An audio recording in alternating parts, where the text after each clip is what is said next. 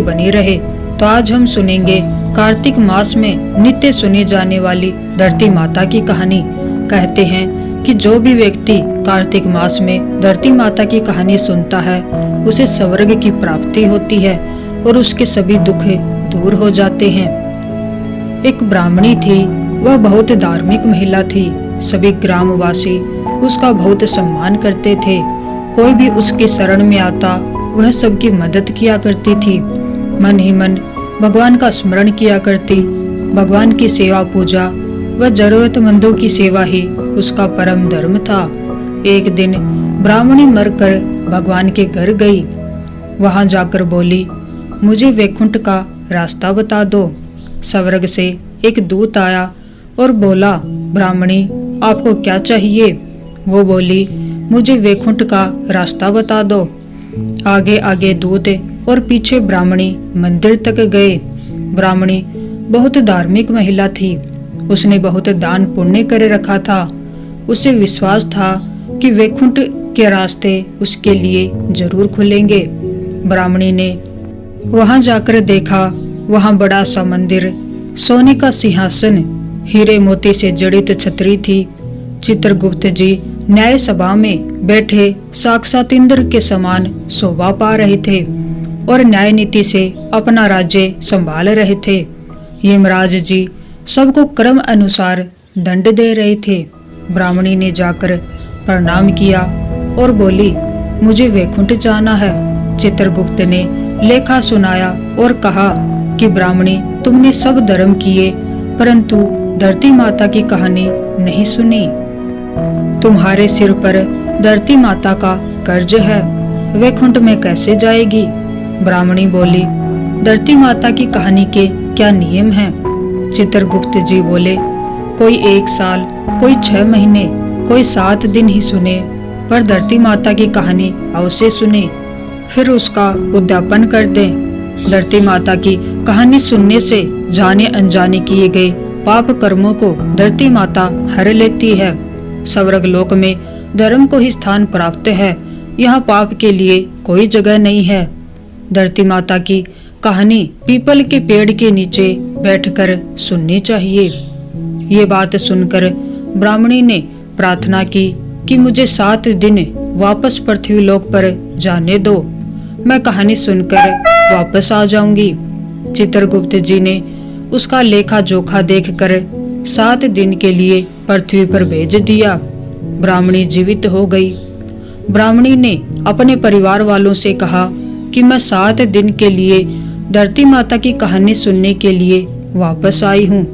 इस कथा को सुनने से बड़ा पुण्य मिलता है।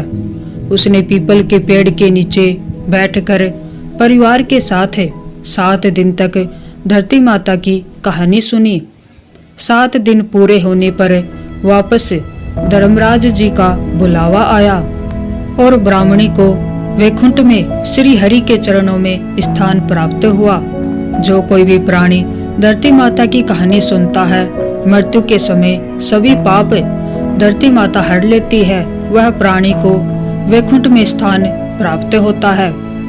तो ये थी धरती माता की कहानी। चलिए अब तुलसी माता की कहानी सुनते हैं। कार्तिक महीने में तुलसी माता की कहानी सुनने से बड़ा ही पुण्य मिलता है, अनंत गुना पुण्य फल मिलता है। कार्तिक महीने में एक बुढ़िया माई तुलसी जी को सींचती और कहती कि हे तुलसी माता, सत की दाता, मैं तेरा बिडला सींचती हूँ, मुझे पीताम्बर की धोती दे, मीठा मीठा घास दे, वैकुंठा में वास दे, चटक की चाल दे, पटक की मौत दे, चंदन का काठ दे, दाल भात का भोजन दे, 11 की मौत दे और कृष्ण जी का कंधा दे। तब तुलसी माता ये सुनकर सूखने लगी। तो भगवान श्री हरि ने पूछा कि हे तुलसी, तुम क्यों सूख रही हो? तुलसी माता ने कहा कि एक बुढ़िया रोज आती है और यही बात कह जाती है, मैं सब बातें तो पूरा कर दूंगी लेकिन कृष्ण का कंधा कहाँ से लाऊंगी? तब भगवान श्री हरि बोले, जब वो मरेगी तो मैं अपने आप उसे कंधा दे आऊंगा, तू बुढ़िया माई से कह देना। जब बुढ़िया माई मर गई, सब लोग आ गए। जब माई को ले जाने लगे तो वो किसी से न उठी। तब भगवान एक 12 वर्ष के बालक का रूप धारण करके आए। बालक ने कहा, मैं कान में एक बात कहूँगा तो बुढ़िया माई उठ जाएगी। बालक ने कान में कहा, बुढ़िया माई मन की निकाल ले, पीताम्बर की धोती ले, मीठा मीठा घास ले, वैकुंठा का वास ले, चटक की चाल ले, पटक की मोत ले, कृष्ण जी का कंधा ले। ये सब बातें सुनकर बुढ़िया माई हल्की हो गई। भगवान ने बुढ़िया माई को कंधा दिया और बुढ़िया माई को मुक्ति मिल गई और उसे वैकुंठ में श्री हरि के चरणों में स्थान मिल गया। हे तुलसी माता, जैसे बुढ़िया माई को मुक्ति दी वैसे ही सब किसी को देना। चलिए अब सुनते हैं गणेश जी की कहानी, क्योंकि कोई भी व्रत कथा बिना गणेश जी की कहानी सुने पूरी नहीं होती। एक बार एक बुढ़िया माई थी जो रोजाना मिट्टी के गणेश जी बनाती और उनका पूजन करती, लेकिन मिट्टी के गणेश होने के कारण वो रोजाना गल जाते, तो बुढ़िया माई को रोजाना नए गणेश जी बनाने पड़ते। पास में ही एक सेठ का मकान बन रहा था, तो बुढ़िया माई वहां गई और उन कारीगरों से कहा कि मेरे लिए एक पत्थर का गणेश गढ़ दो। तो उन कारीगरों ने कहा कि जब तक हम तुम्हारा पत्थर का गणेश गढ़ेंगे तब तक हमारी दीवार चीनेंगे। तो बुढ़िया माई ने मन ही मन कहा कि राम करे तुम्हारी दीवार टेढ़ी हो जाए। बस बुढ़िया माई का इतना ही कहना था कि उनकी दीवार टेढ़ी हो गई। अब जब भी कारीगर दीवार बनाते तो वे टेढ़ी हो जाती, तो कारीगर उसे ढहा देते। ऐसे ही करते करते शाम हो गई और उन कारीगरों से दीवार सीधी ही नहीं बन पा रही थी। शाम को सेठ आया तो उसने कहा कि आज कुछ भी काम नहीं किया। तो उन कारीगरों ने कहा कि किया तो बहुत था, लेकिन ये दीवार सीधी नहीं हो रही। एक बुढ़िया आई थी, उसने कहा कि हमारा पत्थर का गणेश गढ़ दो। जब हमने पत्थर का गणेश नहीं गढ़ के दिया तो हमारी दीवार टेढ़ी हो गई।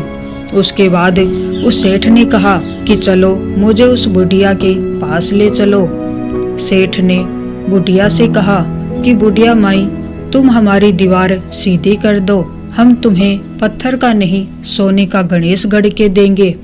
उसके बाद सेठ ने बुढ़िया माई को सोने के गणेश जी गढ़वा कर दिए, तो उसकी दीवार सीधी हो गई। हे गणेश जी महाराज, जैसे सेठ की दीवार सीधी की वैसे ही सबकी करना। कहानी अधूरी हो तो पूरी करना, पूरी हो तो मान करना। तो ये थी धरती माता की और गणेश जी की कहानी। अगर आपको अच्छी लगी हो तो वीडियो को लाइक करें और चैनल को सब्सक्राइब